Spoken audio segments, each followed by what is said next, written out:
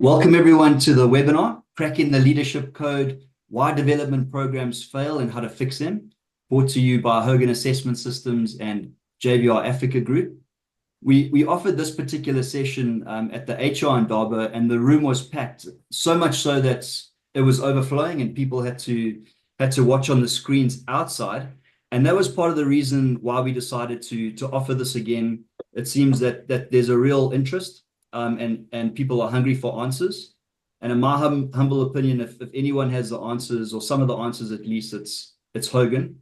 So we're thrilled to have you join us, and we're going to delve into the bottomless topic of leadership and leadership effectiveness. There are a couple things I want to raise very briefly. I'm going to go through it quickly so we have more time for the discussion. But we are recording the session. The recording is going to be available on YouTube. The slides, unfortunately, we're not going to distribute those, so just bear that in mind. The second point is Hogan's currently running a global leadership study on leadership effectiveness. It's called the JET study. And we want to offer this to you. Lisa's going to put the link in the chat.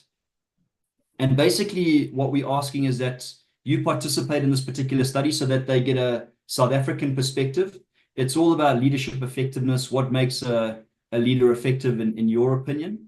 And what you get for participation, which I thought was quite cool, is a free Hogan personality inventory report specifically designed to speak to your career motivations and to help with your career development plan to some extent. So there's a lot of detail there. A fantastic report for free. But obviously, if you participate in the JET study. So that's likely to take you 15 minutes to complete the JET study, 20 minutes for the HBI assessment, and then you get that free report, which you can use.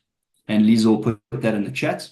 The third point is this particular initiative, although it was started at HR in Durban, we're going to be bringing you more of these type of events as part of a desire to build the Hogan Alumni Network, create that kind of community where you can learn, connect from others using the Hogan assessment, and just generally explore the latest research and the most pressing problems and solutions within the talent management space.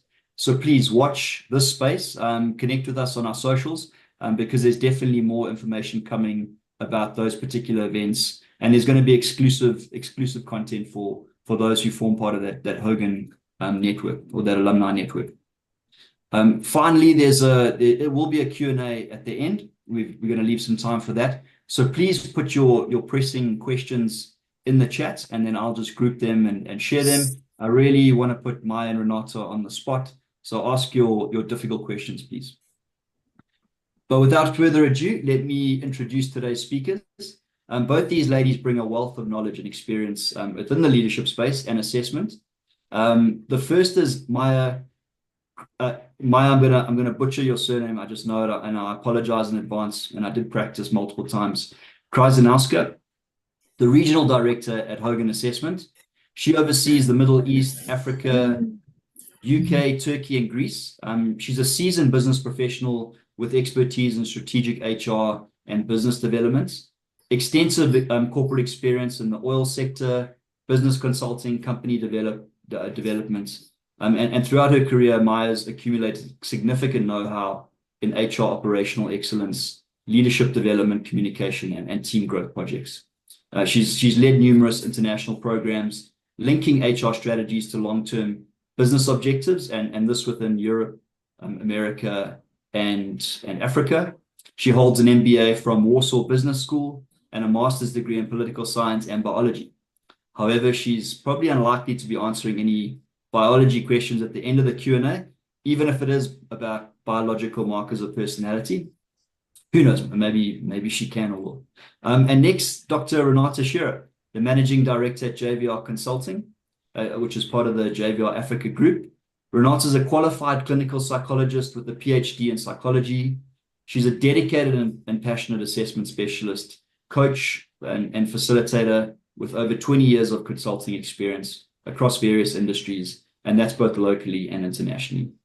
She has a specific interest in leadership development and leadership derailment and toxic leadership specifically, internationally accredited user and trainer of various psychometric assessments, and is a regular speaker at conferences and learning events, as well as tertiary institutions.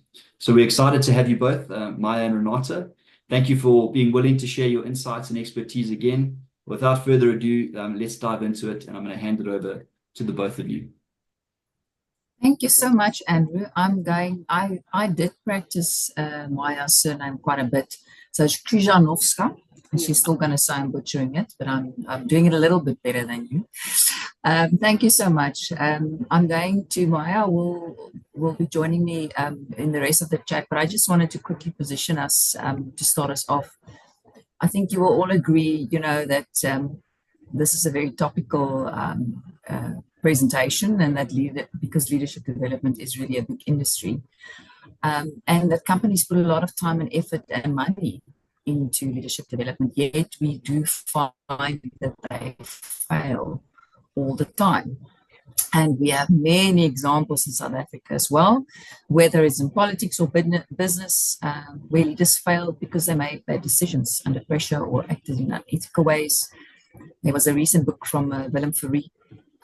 He's an associate professor at the Albert Luthuli Leadership Institute, where the book's called Why Leaders Fail and What It Teaches Us About Leadership. And he said, I am disappointed when a leader fails. A part of me expect leaders to be better equipped than the rest of us to deal with the complexities of a team or organization or an institution. And I think we can all agree with that. We feel disappointed when leaders fail. So today we want to position to you the reasons why we believe leadership development programs fail and what can be done practically to get it right. Great.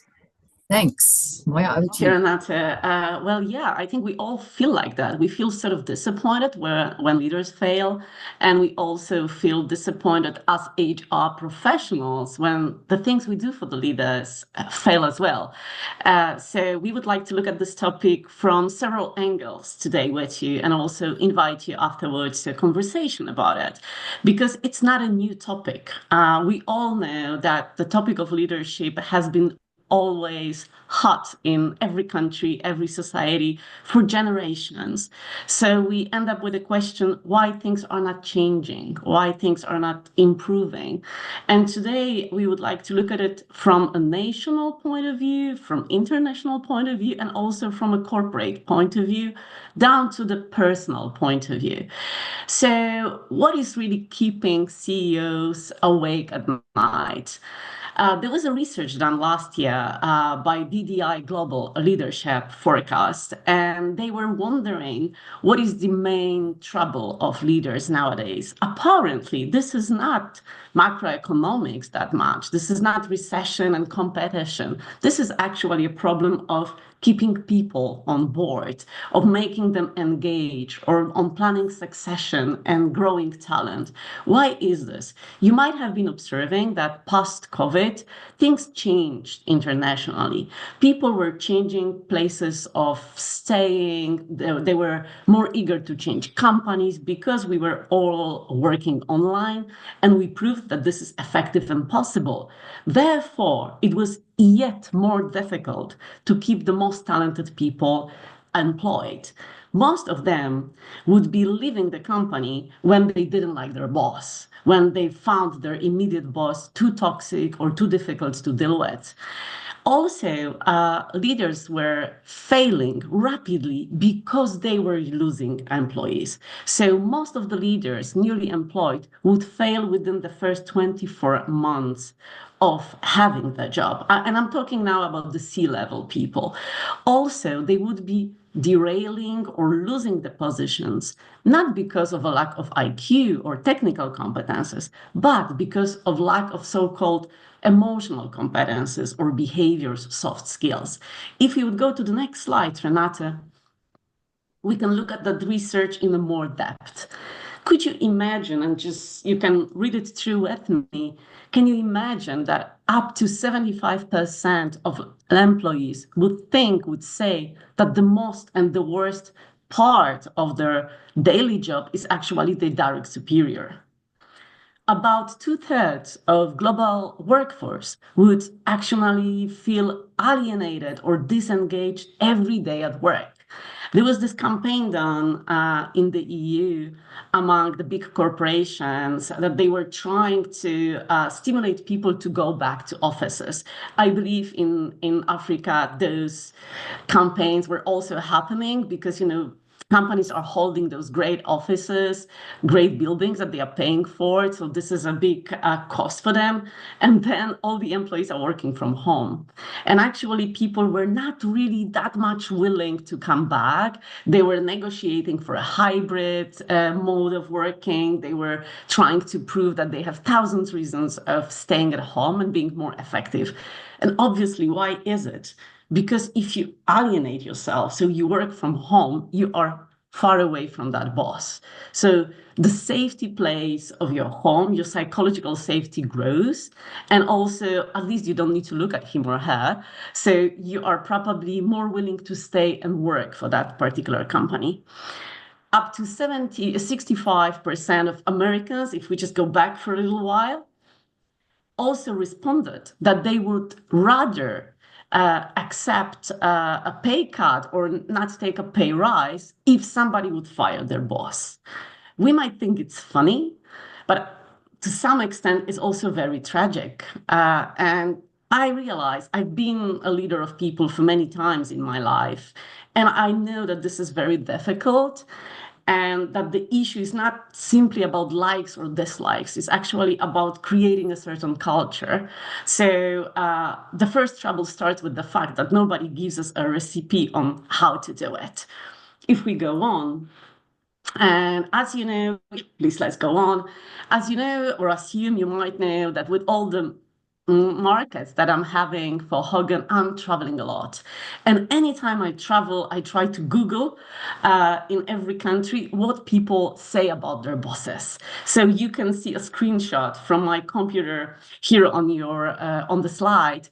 When I travel, I put my boss is, and Google tells me toxic, micromanaging, incompetent, jealous of me, drunk at work. This one is kind of shocking. But also, for instance, too busy for me. So I can't meet that boss. I never see him or her. There was one country when I have seen somebody saying that the boss is stealing milk from a fridge. So people are actually very observant. And they are complaining a lot on the employees' forums or chat groups that you can find across the countries, and they leave these opinions. So all what I'm saying is that this problem is known. This is not something that we would have to work hard to discover what is wrong.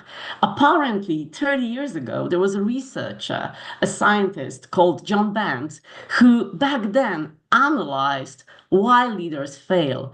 And at that time, he was able to distinguish about 10 sort of scales or terms which lead leaders to derailers, which kind of provoke them to fail. If we go on and look at it from yet wider perspective, we have to understand that the problem of toxic leadership is not a standalone problem. We all need to put it in a wider context.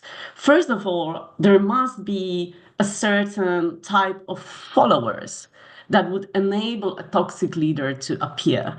And you can observe it even through the history. Let's take a very, very difficult example for my country. I am Polish. Now I'm speaking to you from Warsaw, Poland. And there's been a particular leader of a neighboring country to Poland, mainly Germany, Adolf Hitler, that proved to be very toxic for many nations and desperately toxic for my own citizens, my own fellow Poles. Why such a person as Hitler could grow to power? This is because he will have certain type of followers, at least two types of them. First group of the followers would be those people who stay connected to such a leader because they have benefits from it. Short term, they will get power, they will get some sort of recognition, they will get influence and money flow. So there is always a circle of sort of followers who push that leader to grow, who kind of try to even promote that toxicity because they gain from it. Of course, long term, they lose, but they are more interested in a short-term scope of situation. The other group of followers are people who lost hope. So those would be usually people who are rather poor, who have not been educated well, who might be struggling for generations, and they are seeking to see someone who is very charismatic, who is very powerful, who will also give them simple answers to difficult problems, who will give them promises. Altogether, this might be also impacted by certain environmental factors. So a political, environmental, or ecosystem is important here to make such a toxic leader appear and progress. When all three elements happen together, we can think about something what Hogan has called a toxic triangle of destructive leadership. So if you have an individual which creates destruction, and that individual will find followers who are either desperate or longing for similar power, plus you're gonna find yourself in the economical situation which allows this, the destructive leadership will happen. I would like to go on, Renate dear. I would like to explore more on the next slide, the element related to charisma, because you might know as HR professionals that there are these trends in HR. And there was some time ago a trend regarding charismatic leadership, that every leader should be, this charismatic, outstanding, touchy person who would attract people. And by attract, I mean having attractive way of looking, talking, and engaging. That such a leader would, appear and lead the company to the next level. And back on the slide, you can see even sentences that would be very characteristic for charismatic leaders. That would be, I can take this company to the next level, or promise you outstanding results. I can make America great again. I can bring disruptive innovation. So all this sort of charismatic leaders would promise you wonderful things, but they would also charm you in a way. However, the charisma is very strongly correlated to narcissism. Most of the narcissists are appearing to be charismatic, very charming, very friendly. They have very high social skills. However, what they are interested is only self-gain and self-promotion. I would like you to stop at the Max Weber definitions of charismatic leadership. So we talk about certain quality of an individual, that his or her personality, by a virtue of which she is set apart from ordinary men and treated as endowed with supernatural, superhuman, or exceptional powers. On basis of them, that individual is treated as a leader. And that's shocking, but that really, it is happening in history. You would have Hitler, Stalin, Mao, Castro, who would have been treated as superheroes, supernatural, and somehow by the nature of their powers, we would put them above the others. So I would like to warn you and warn myself from this sort of leaders, because it's so easy to fall for them. If we continue, I would also like to stop on the research of Mr. John Barnes, whom I just mentioned, that he has distinguished two kinds of leaders that are visible in many organizations. This would be, on the one hand, emerging leaders who are a bit closer to those charming types of leaders. Their powers, their strengths come from the fact that they are very good at socializing. They are very good at networking. Those would be the people who would be, employed at your organizations 2 or 3 years ago, and they would rapidly climb up to high positions because they are liked, they are promoted. They are easy to work with. They are also very brave to say what they want, and they are doing well in the limelight. Also, they are very commonly known as high potential because they stand out. And sometimes we as HR professionals, we tend to fall for it as well. We tend to go after our liking. Also, the emerging leaders, they are very good in spending time on networking. They know to whom to talk, and they are always very up to date with all the corporate gossips. At the same time, you would have a second group of leaders whom we call effective leaders. And these are more focused on spending time on working, especially working with their teams. Sometimes they are actually a bit shy about the limelight. They stay back, they observe, they try to understand the business, they stay humble and hardworking. I believe that most of you are familiar with the book of John Collins, Good to Great. He was actually spending a lot of time in that book talking about humble leadership, about the hardworking people who are very often, overseen in the organizations, but suddenly when they are gone, things start to crack.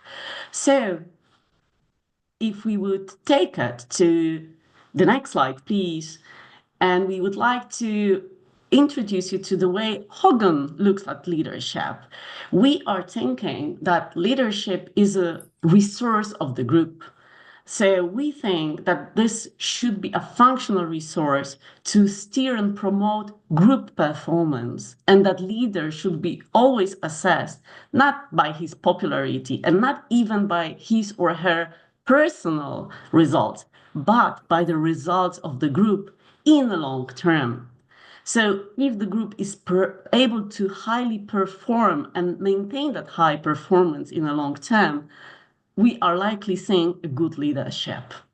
If the group is able to perform only for a short time, limited time, but then things start to be problematic, you need to look at that leader. You need to look what is happening. So only putting this in a long-term perspective would help us. Renate, would you like to take it further? Yeah, so as I said in the beginning, within the background that or the context that Maya sketched for us now, we know that leadership development is important and that it is a big industry. So, for example, if we take coaching, let's take these emerging leaders now. They're the hypos, they are the ones that's charismatic, etc. So they are also the ones that are probably getting into coaching programs more often. Then maybe we're helping them to become more effective with their charisma. But let's leave that to the side for a moment. So the coaching market is growing rapidly. You can see some of the international research there in terms of the number of coaches and also how many organizations actually offer leadership coaching and actually looking or trying to find more budget to do so as well. If we take that to our local context and we say what's happening in South Africa, yeah, there's also been a big increase in coaching, and specifically it was fueled by the importance or the recognition of that is that what we will call power skills, or let's call it then those soft skills, the emotional intelligence skills are so important. So diversity and inclusion also in South Africa specifically has fueled the growth for coaching, those diversity and inclusion initiatives. So South Africa, they're actually saying is the third fastest growing market for coaching. And especially in the HR fraternity, they're actually saying that also the SABBP is calling it out, saying that coaching should be a required competency for HR practitioners. So now the question is, if there is so much money being spent on leadership, and coaching and leadership programs, and people are trying to find more budget to do coaching and leadership programs, why are we not seeing the results? We have many local examples that would be similar to what Maya shared earlier, and I don't have to go into the detail of that, but we have many local examples. So if we think about change and why then is it difficult for people to change, one of the reasons is that people are motivated to either increase something like pleasure, reward, gain, and safety, And they are also motivated to reduce or decrease pain, threat, loss, fear. You know, we always say you only change when the pain is too much. If I'm the one that's depressed, for example, I want to feel better because I am the one that's experiencing the pain. But if I'm the one that's causing pain for the people around me, there's no reason for me to change because I'm not feeling the pain. I'm actually, there's no reason for me to change because I'm not seeing the impact that I have on other people. So there's a lot to say about that, why people are willing to change or then not willing to change. So this one I'm going to leave over to you, Maya, because we just want to quickly look at, because we've got some practical things to share with you as well. What are the things that will get in the way of the gain and reward of self-development? And basically there are 5 hurdles that we're going to talk to now. Yeah, thank you, Renate. So let's go to hurdle number 1. If we could look at it, and I believe all of you are smiling a little bit, looking at the cat who thinks of himself as a lion. So first of the hurdles that we all face when we try to change, and I would say New Year is a perfect time to talk about it because most of the people have done those New Year promises and plans of how am I going to change. And I believe that some of you are thinking, no, I'm gonna do more than 6,000 steps a day. It's gonna be 20,000 steps a day. Oh, this year I'm gonna maybe change my job, or I will write a book, or I will go for a travel I never went to. So we all have those dreams and plans about what we're going to do and how we're going to change ourselves in order to do something. And the first hurdle is the self-awareness, is the self-image that we tend to have about ourselves. There are people who would be thinking that they are better than they actually are. So like on that picture, the cat who thinks that he's bigger and harder and stronger, who thinks that he is a lion. So he sees himself as able to attain things of much greater nature because he believes in his own superpowers. And we are sometimes the same.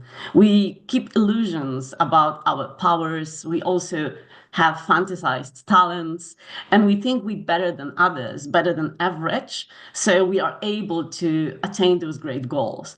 But among us, there are also people who have a problem of lower self-esteem. So they actually will not plan the bigger things or will not be able to keep that self-promise because they think they aren't worthy of it. They think they don't have enough power. They don't have enough potential. So to start to change something, that's the first hurdle we have to work with. We have to get realistic about our potential and our possibilities. Once we do that, yeah, go ahead, Renate. You wanted to say something? No, just wanted to say we have to be objective, get an objective view of our real potential. Absolutely. Yeah, and get some objective feedback at least about that. The second hurdle is ambivalence. So back to what Renate told you about what motivates us and demotivates us. Let's take it in the perspective of leadership. There is a leader who, I used to coach a leader who really wanted to finally be liked by others. That was a gentleman whom everybody was afraid of. He was, very excitable. He used to be shouting at people. He's never been too polite.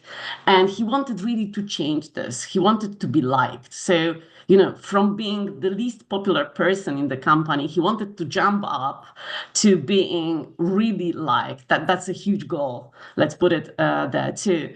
But like after 3 months of trying hard on his own, he kind of stopped. He were feeling like, oh, it makes no sense.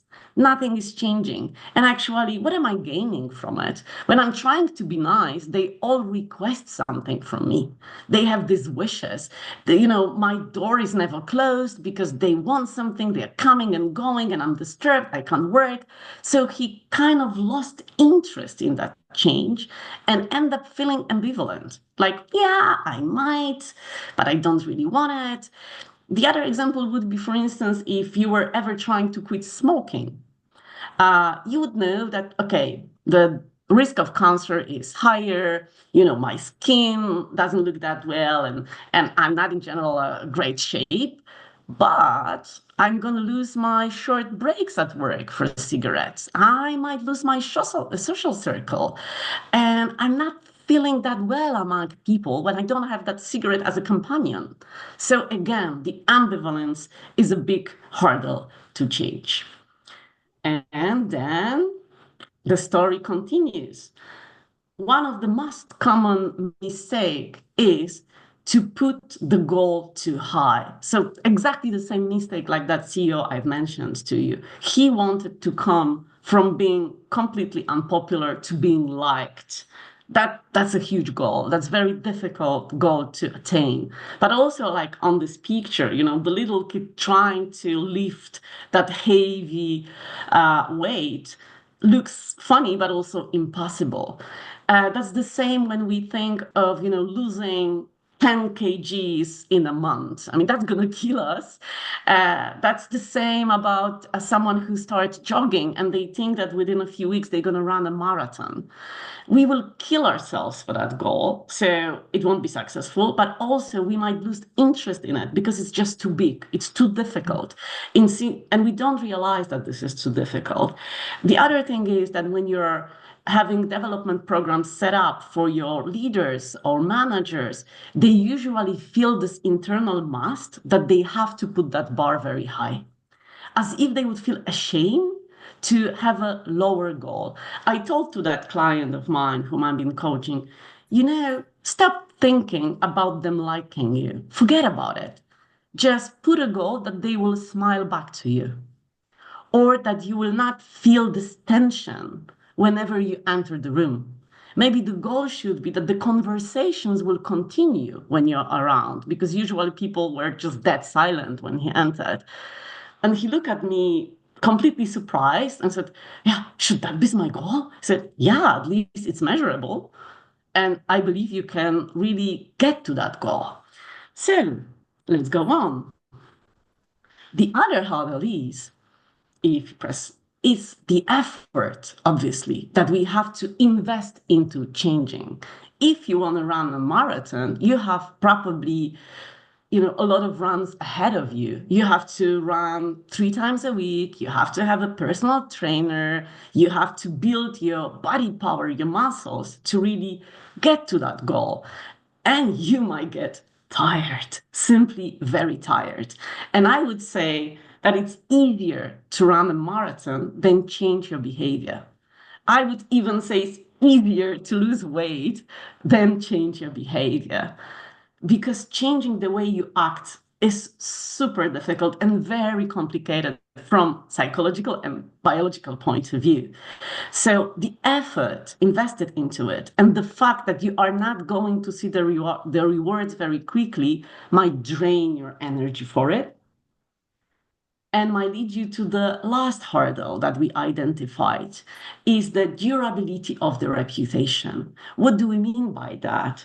We mean that if you have created already some sort of reputation about yourself, it's going to be very difficult to change. Back to the example I have given you about my client who was disliked. I think it took him about 3 years to actually see that people started liking him really, like frankly liking. Why was it like this? Because they were so used to him being his old self that they couldn't believe the change and couldn't observe it quickly. It was actually the new hires who were able to spot it much sooner. They were, of course, getting the new hires, they were getting the old gossips and warnings, and, you know, they heard all the drama. But one of them told to me, you know, Maya, I was waiting for this guy to scream at me. I was waiting for that for like about a year. And you know what? It never happened. He never yelled at me. So these are the signs of change. But to change your reputation, so to change what people observe based on your behavior, is going to take a lot of time. And it's going to also take a lot of time for your leaders to see that and be able to enjoy that new reputation. We also created a kind of arc of behavioral change for you to give you this as a sort of a tool that you can use to observe when you can spot the momentum of action. So first of all, start from increasing self-awareness. Give some sort of objective measures, objective feedback to your managers, leaders, or to yourself when you're trying to change, and put yourself in a right spectrum somehow on your potential, on your resources that you currently have for that change, and also what are you lacking. Also, try to overcome ambivalence. Try to be aware that that ambivalence will come. It will come back to you now and then. It's not like one time off feeling. It's going to be knocking at your door maybe every morning. Be aware of that. See it. Acknowledge this. Move on to understanding that you have to attain small goals, because only then the commitment to action will happen. And by the time you will be able to reduce the effort and achieve the reputation change. Back to you, Renate. Yeah. All right, so then the question begs, if we're knowing about the 5 hurdles, knowing how difficult it is, why, and back to why leadership development often fails, what is then some practical advice for leadership development? Firstly, I think the whole thing around the fact that motivation is necessary, but it's not sufficient. It can't actually be the only thing that makes us, or the only thing that propels us towards change. If the task becomes too difficult, we're also going to give up. So we need to get that inference right of having the motivation high, but also not to have it too hard. The easier it is, the first bits, until you get over that momentum, the easier it is, the quicker and the better the change will stick. And the moment we actually start to have some success, we're going to build, it becomes a positive spiral rather than a negative spiral as well. So you do not send the Olympics team into the gym, and then they all do the same exercise program. Or maybe since we love rugby, which I obviously don't know enough about, but the forwards and the back line actually have different coaches. And Sia and Cheslin Colby do not have the same exercise routine. All right, so we need to make development embarrassingly easy. We need to design the interventions for the behavior, not the outcome, because that's the thing. If you want to just get, in Maya's example, you want to get people to like me, that's very broad, that's very gray. You can say, well, what are you actually going to do? What do you have control over? You're going to smile at people. You're going to put a picture on your desk of your family, or whatever else the case may be, so that you become more relatable. So we need to make it easy, and we need to know that people are unique and that not everything will be the same for everyone. That's the start, the small and the simple as well. Some more practical advice, and we're going to put it all together just now, is, we need to find that burning platform for change. As we said, what is really in it for me? What's in it for me? That's why people are going to change, if they are the ones that are experiencing the pain or they are smelling the reward. Then they will change. Otherwise, so if you think about your high potentials or people going into leadership programs, are often put into leadership development programs because that's just what you need to do to go to the next level. There's not really a burning platform for change that they are experiencing. They haven't had a bad performance review necessarily, or a 360 that's telling them, or tension at the office. They're just there because that's what they need to do. And especially if their desks are full and they are busy with many things, then obviously the burning platform is rather for the operations in the business and not to work on myself. The identifying operating triggers to spark behavioral modification or change is really also those little things that are in the organization that's happening, especially if we're talking about culture and diversity and inclusion, changing the culture that we have in our teams. What are those triggers that we want to look for that will actually make a difference? And then I've already mentioned this, the domino effect. Once you start reaping the rewards, you're going to become more comfortable and more confident that you are actually able to change. Once you start losing the weight, you can actually start reaping those rewards as well. So very important thing is, if we can make development social, you know. And that's typically what we try and do, what people try and do in development programs, is that it's a group of people going through development. But if we make it social, if we're all experimenting on this together and people are working on it together, then it actually has a more lasting effect as well. We need to be clear about what it is that we want to change, and then we need to reward it and measure it. I think those are things that you obviously know about and are practical about, or have been practical about. But in the organizational context, it's not always that easy to reward it also and measure it afterwards. People often go for a leadership development course and then they come back into the same context, but they expect it to be different. They expect it to change.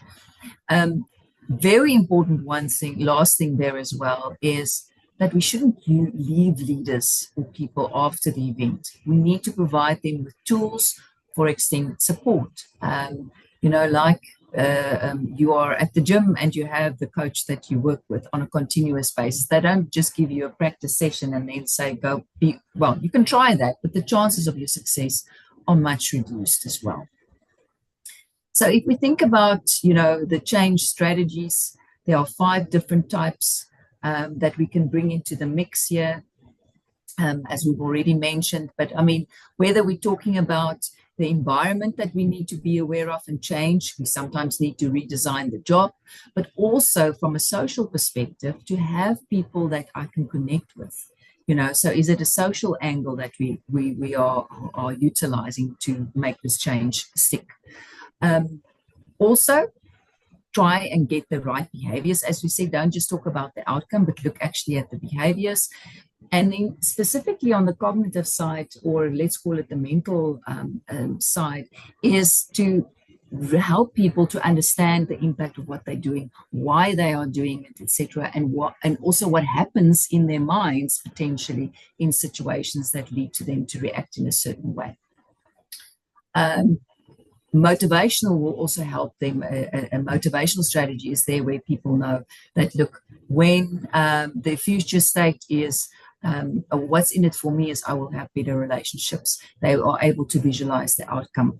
Then that's also another strategy. So either one of these or all of these strategies, we could try and bring that into our leadership development process, whether it's coaching, whether it is a leadership development program. We can bring all of them into pieces of the process.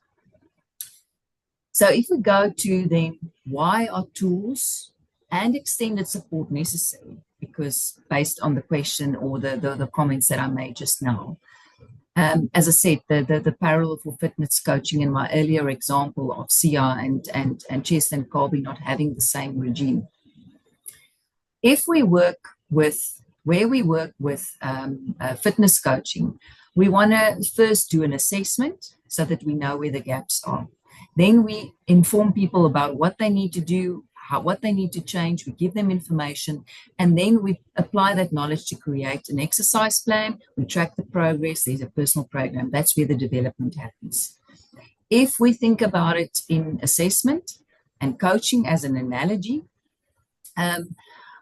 we actually say that, assessments are to coaching as diagnosis is to medicine, because we want to use assessments or psychometric assessments as a way in which to also enhance our self-awareness, which was the first hurdle. You will remember that, the first hurdle to change, because then we can actually give the right medicine to this individual, whether it's coaching, whether it's a 360, whether it's a broad leadership development program, whether it's just some educational training. So the question becomes, if only we had the tools, to make change easier, what can we use? And luckily enough, we do have a number of tools that we can use to help us with creating the awareness, but also to extend the process and support the process throughout. And specifically focusing on, the hurdles, not making it too big, not making it too hard, and actually being able. So if we want to crack the leadership code, we're saying, look, use psychometric assessment because it helps you to establish the basis. What is the reputation? What is your everyday strengths and weaknesses? Where are you overusing your strengths, and what is actually driving you? What gets you out of bed in the morning? You know, what makes you come to work? Secondly, if we then have feedback, we have support for this individual in terms of a process or peer groups that work with them in terms of getting the best out of that. That is the development process. And then lastly, to keep it simple, to make it social, and to not give up. And what we mean with the keep it simple is that the goals are not too big. To make it social, to make it a social process, and to keep on giving them the support to not give up is actually one of the basic things. And we believe a way in which to, as we say, cracking the leadership code of why why leadership development programs fail. So we have a few minutes left, and we want to leave that for comments and questions. So Andrew, I don't know, do you have any, well, Maya, before I go there, I was thinking we are taking, we're almost over time, and I see now we actually have 10 minutes left. So any other comments from you on these last few slides that I rushed through now? I think we're good. I would rather give a floor to the crowd for questions or comments or discussion. Thank you, Renate. So I'm going to stop sharing the screen that we can also see who we have on the call. And then Andrew, if you've got anything for us. There's one in the chat, Renate, and I'm sure we'll give some time for people to think of more. So Adele asked, and Adele, if I don't give enough context here, please just shout. She's asked, what guidance can you offer to leaders to support their increase in self-awareness? So I know in some of the slides you addressed this, but perhaps in generalities, but do you have some more specifics in terms of how we support those leaders now that they've got the self-awareness? Maybe there's a specific example that you have for us. And that's to either of you, Maya or Renate. I can take it if that's okay, and just support me, Renate, with your ideas and experience. Well, there is a number of tools that you can use. As Renate mentioned, you can use psychometrical tools that basically measure reputation more than identity, so that the leader would be aware of how he or she is seen by other people based on behaviors. You would rather like to also make a leader understand the difference between, having your intention within himself or herself and having that intention realized by behavior. So ask the question, if the people around you really are able to see what's your intention by your behavior, or maybe they see something contradictory, then what do you want to achieve? Maybe your behaviors are not actually really aligned with your intention. So understanding that would be a good step to go. You might feel like doing a 360 that would give an insight from within the company, and maybe some more feedback based on examples that leader can see and understand. Because I think the most important way to rise a self-awareness is actually based on some real life examples from the history of a company, revisit consequences of decisions that leader have done, and what were the consequences, not only on business, these are important, of course, but also on people. Ask the people about the consequences. Observe what happens when there is a mistake done by that leader and who is later accountable for that mistake. So like evidence-based feedback to increase self-awareness in the long term. So don't do it one time off. Just continue this. Maybe use coaching, or at least have someone that's what Renate told you, make it social, means don't leave that leader alone after the feedback. He or she needs somebody that they trust. They need a buddy. They need someone who observes and daily supports and daily motivate. Sometimes, I tend to visit CEO clubs. I'm a speaker at such clubs, and these are not very crowded clubs, sometimes 6 or 10 people, but they enjoy spending time together and sometimes being able to admit that they do have the struggles and mistakes, such simple mistakes as being disliked. So keep it social and keep it continuous. Renate, do you want to add something? Yeah, I just think also very important to have people being able to be part of crucial conversations or courageous conversations. And I mean, obviously, if this is the top leader in the organization, it's very difficult. But if this is not let's say it's the next level of leaders or high potentials coming through the organization, it's so important to have senior people that is actually able to, or willing and skilled at having those courageous conversations and actually giving people honest feedback about their impact. Because it's really about, in this case, what we're talking about is about people understanding what my reputation is and whether my reputation and my identity is close to each other or they're far apart. And it's often where we see the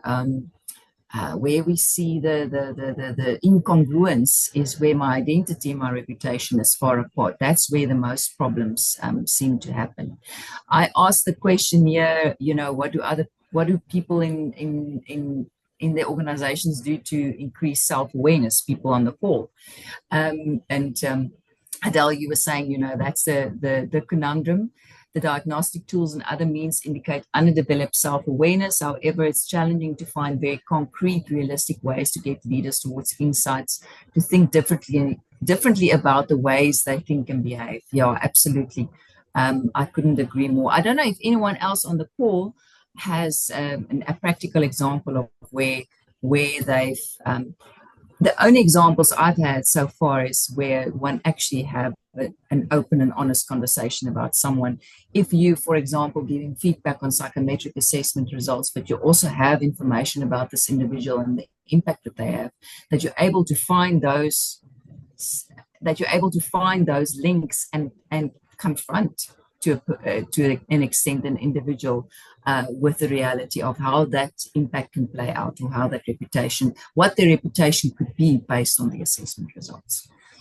Yeah, there's another question. Yes. Yeah, from Peter about how would you develop either emerging or effective leaders? That's a very good question. And let me answer in two ways, maybe. First of all, this is a promotion now. I would like to invite you to see our high potential report, because it's actually built on the option of assessing the emerging and effective leadership. Plus, there is a third component that we have added to it. This is values. And I believe that JVR can send you a sample of this report. So saying this, I would like to maybe elaborate more about these two set of behaviors. Firstly, please remember that the emerging side is not always wrong, and we do need a little bit of it in leaders. So we need them sometimes to be able to stand out. We need them to be able to also handle sort of a social pressure, or a pressure of public speaking, maybe a pressure of negotiations. So we need bit of that emerging factors to be there. However, probably long term, you need the people to be more on the effective side. How would you develop the two emerging leaders? Well, first of all, educate them about the risks coming from too narcissistic perspective. Educate them about it, explain them how it works, have a discussion with them about ethical situations when their personal goals would not be aligned with the goals of organization. Because the toxic leadership starts not because you're narcissistic or he or she is. We all are, actually, to some extent. The toxicity starts when you start to promote your personal goals more than the goals of the company.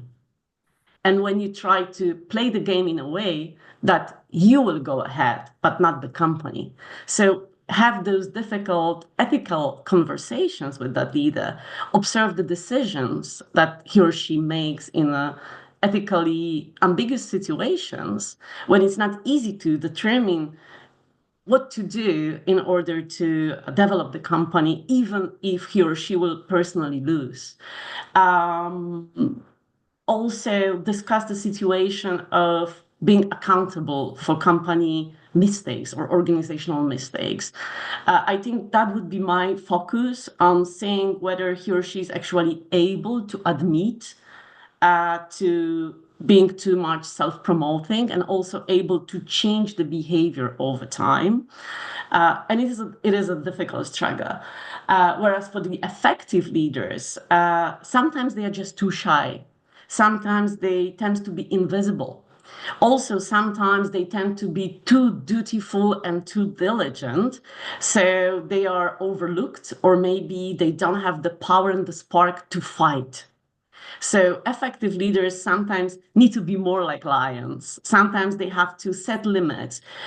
They might be lacking strength to defend their team because they don't like conflict. They try to avoid conflict very often. So this will be different developmental areas and developmental goals. I hope I answered your question. Renate, maybe you want to add something here. No, I think absolutely agree. Thank you for the sample piece.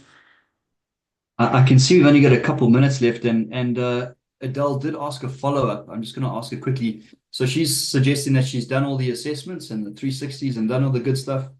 The self-development or the self-awareness is kind of left wanting. I think it speaks to that ambivalence you mentioned, Maya, about how to motivate the leader to want to change. What would be some kind of pointers or really pointed ways of intervening in that regard? It's like, I'm getting the results, but I don't necessarily want to change because I'm still effective. How do you work with that scenario? Well, there must be an alignment between the goals of a leader and the goals of organization. And you have to find that alignment, even if it's just one thing. But please find it. If you won't find it, that's going to be very difficult. Because, yeah, go ahead, Renate. No, I want to say, sorry, I wanted to make a comment on Miranda's chat. So please finish your thought. I was okay. Just go ahead. So yeah, Miranda made a comment here that for an effective leadership team, do we need to have emerging leaders as well as effective leaders as well as emerging leaders?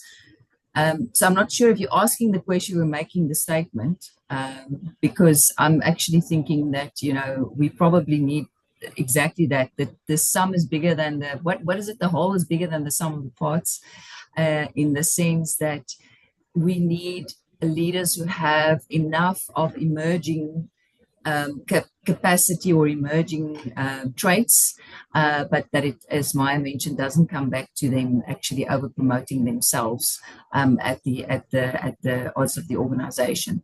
What we do often find, though, is that we may have a combination, as you say, of these emerging as well as effective leaders in a team, and if they can, as a system, actually self-contain them or self-regulate effectively, that can be a very good combination, in the sense that there's people who are actually, the leadership team becomes the new whole, and the leadership team actually promotes themselves enough, but they're also effective enough in terms of what they do, and they don't over promote. But yeah. I would also add to this that please remember that there is no one-fit-all set of behaviors or qualities in a leader. You have to always take into consideration your company, your country, your industry, the momentum of growth of your company. What is actually this leader supposed to do? So we won't have the same leader being successful, for instance, in HR consultancy and maybe in petroleum. It's not going to be the same leader who's going to develop well Google or, I don't know, a ChatGPT owners, and it's not going to be the same who has a coal mine. These are very different qualities that we need. And there will be industries or maybe goals of your companies that would require more of this emerging leadership, and you will have to be able to bear the risks coming from it. And there will be situations when you can fully accept that your leader is maybe not on the front page of Forbes, but they are actually doing the very hard work of putting the company under the water. Like they are trying to come out from red numbers to, you know, blue numbers and things like that. So it really depends on the situation, on the goals, on the strategy, etc. So But Renate mentioned a very important factor. If you are deciding for a leader who is more emergent, because there is a momentum in your company that you need somehow somebody very popular, always have like a auditing body, or I don't know, a supervisory board or another member of a board who is fully aware of the risks coming from it and can work as a observing power with the right to intervene when things are becoming too risky. I'm so aware of our time, so I think we're going to have to end off there. Thanks, Andrew. Thank you both, Maya, Renata, for your insights. I really appreciate it.